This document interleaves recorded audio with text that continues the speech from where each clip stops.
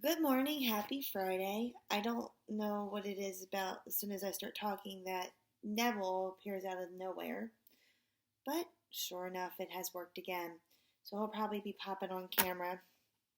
Sorry, I hit the laptop. Happy Friday. Don't forget, you do your Fit 5. You can do that any day. It doesn't just have to be a Fitness Friday. Do you want to stay active and keep moving? Hopefully you saw that we moved our butterfly like our pupas over into the butterfly habitat. They look exactly the same. There will be some changes before they come out, and I'll be sure to show that to you when it happens, but that's a couple days away. So, today is Friday. Make sure you check on Google Classroom. I know I've messaged a couple friends saying, hey, you need to hit turn in so I can grade this. Or you might want to go back and look at what you did here and fix it. Plus, making sure that just everything you have is done. Okay, it's handed in.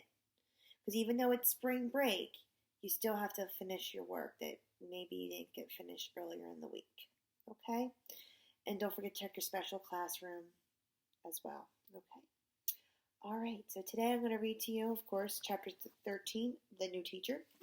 But I also have a poem. It's called Get Out of Bed. Now, this is a different book than the other one. This is called If Kids Ruled the School. It is the same gentleman, Bruce Lansky. He got the poems together, and some of them kind of overlap. Okay, this one's called Get Out of Bed. Get out of bed, you silly fool. Get up right now. It's time for school. If you don't dress without a fuss, I'm going to throw you on the bus. Oh, Mom, don't make me go today. I'm feeling worse than yesterday. You don't know what I'm going through. I've got a strange, rare case of flu. My body aches. My throat is sore. I'm sure I'm knocking on death's door. You can't send me to school. Achoo! Because everyone could get it, too. Besides, the kids that despise me there. Despise is another word for don't like. They always tease me and always stare. And all the teachers know my name. When something's wrong, it's me they blame. You faked a headache yesterday. Don't pull that stuff on me today. Stop acting like a silly fool. A principal cannot skip school. Okay, dokie. I like there was something I wanted to say. Chapter 13. So remember yesterday they Ms. Mush helped them get rid of Mr. Gorf. The new teacher.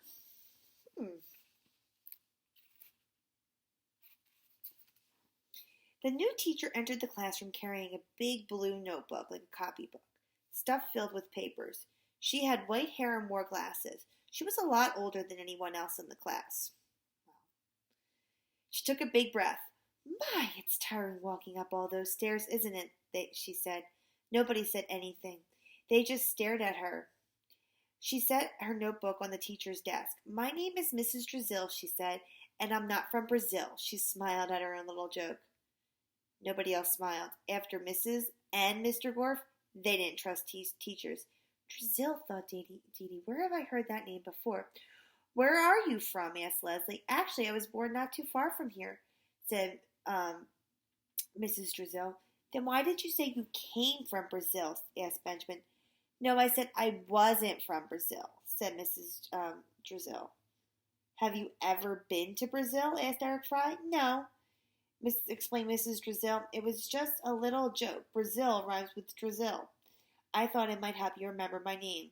Terrence laughed. Drizzle, Brazil, he shouted. Ha, that's funny. Several other kids laughed too, but not Dee Dee. She had heard of Mrs. Drizzle somewhere. She was sure of it. And whatever she had heard, she was sure it wasn't good. What's a Brazil? Asked Eric Evans. Brazil is the largest country in South America, said Mrs. Drizzle.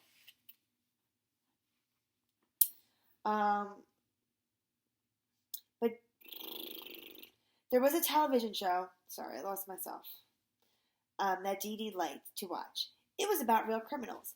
At the end of the show, they always asked viewers to call the police if they knew where any of the criminals were. And there he is. Neville, say hello. Come on. Lay down. It's okay. Stop it. He's purring. Dee Dee wondered if she had seen Mrs. Drizzle on that show. Does anybody have any questions they'd like to ask me? Asked Mrs. Drizzle. Ron raised his hand. Mrs. Drizzle pointed to him. How old are you? Asked Ron. Dana gasped. You're not supposed to ask someone that. Especially someone as old as Mrs. Drizzle, said Matt. Mrs. Drizzle smiled. I don't mind, she said. I'm 66 years old. You can ask me anything you want. Anything? Asked Joy. I'm a teacher, said Mrs. Drizzle. That's what I'm here for. Paul raised his hand. How much do you weigh? He asked. 124 pounds, said Mrs. Drizzle. Me too. How much money do you make? Asked Eric Bacon. I'm a substitute, explained Mrs. Drizzle. So I only make money on days that I teach. Then I make $51.18 a day. What a ripoff, said Jenny. You should make at least $200. That would be nice, said Mrs. Drizzle. But I'm a teacher because I love to teach, and I love to see young children learn. Joy raised her hand. How many men have you kissed in your whole life? Mrs. Drizzle thought a moment as she appeared to be counting them on her fingers. 31, she said. Everyone gasped. Dee Dee raised her hand. Mrs. Drizzle smiled at her. Yes, the girl in the pretty flower t-shirt. Have you ever been to jail? Asked Dee Dee. No, said Mrs. Drizzle. Are the police after you? No, said Mrs. Drizzle. Come on, Nev. Dee Dee still didn't trust her. Okay, said Mrs. Drizzle. Before we get started, I want to say one more thing. I enjoy teaching so much that sometimes I get a little carried away. I talk too much. So if I start to get boring, will somebody please raise your hand and tell me? For real? Asked Todd. You want us to tell you to stop talking? And we won't get in trouble? Asked Bebe. No, of course not, said Mrs. Drizzle. You'll be helping me and the rest of the class. You're not going to learn anything if you're bored. Cool, said Terrence. Oh, I suppose when I first started teaching, I used to be a little more strict, said Mrs. Drizzle. I even worried about things like whether my students had clean fingernails or if their shirts were tucked in. She laughed. But times have changed. I've changed. Besides, the kids were a lot worse back then. Well, at least some of them. For a second, her sweet face turned sour. And then as she looked at her notebook on her desk, then she smiled again. I believe teaching requires mutual cooperation.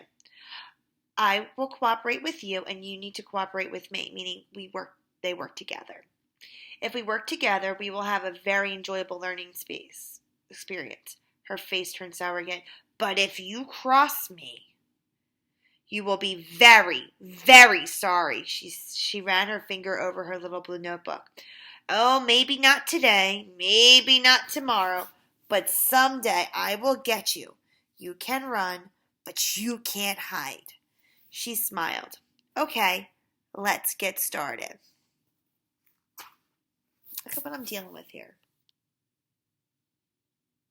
Neville, what are you doing? Such a ham this cat is. All right, boys and girls, have a good weekend. I will be back on Monday. I'll read the next chapter, chapter 14. And enjoy your spring break. And if you're celebrating any holidays at this time, I hope you enjoy them. Otherwise, enjoy your time with your family. And remember, Ms. Cavello, Ms. Laracy, Mr. Meyer, Ms. Corrette, Ms. Kane, Mr. Dixon, all the teachers at Community Academy. We love you.